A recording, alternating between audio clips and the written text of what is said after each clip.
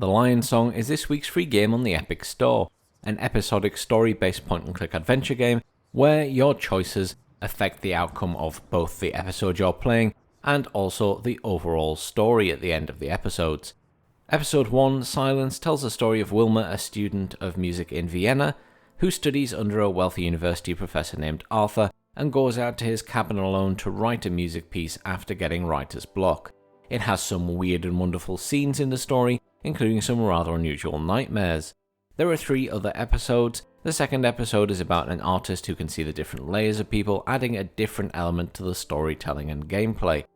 Then, the third episode focuses more on progressivism, and the final is the anchor point where all the characters meet and the various decisions made previously determine the outcome for all of the characters. The game actually encourages you to replay parts of the episodes to get better outcomes for each of the characters, and allows you to see what percentage of other players also used the same decisions that you did.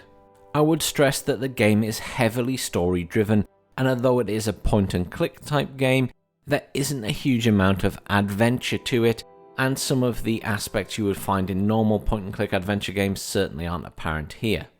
To progress the story, you have to point and click on different items in the game screen.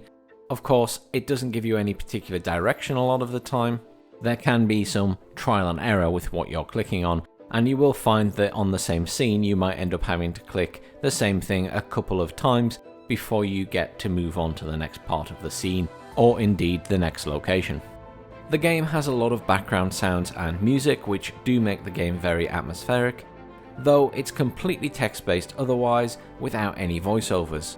So you're going to be doing quite a bit of reading. If that's not your thing, it's probably one to avoid. It has a very unique pixel-based art style with just a few tones of colour. If you know what the Sundance Film Festival is, I would describe this game as very much something that would be at the Sundance Film Festival. It's not your typical game at all. It's very story-driven, it has a very interesting and sometimes intense story if you're willing to read into it properly, and it also shows the very psychosocial aspects of people's lives. My advice would be, if you're someone who enjoys something a bit different, enjoys a really good story, and likes to be a little bit more relaxed with a point and click game, then it's definitely worth picking up this week. Well, that one was short and sweet. Thanks very much for watching. Please do like, share and subscribe, and check in next week for the next free game from Epic.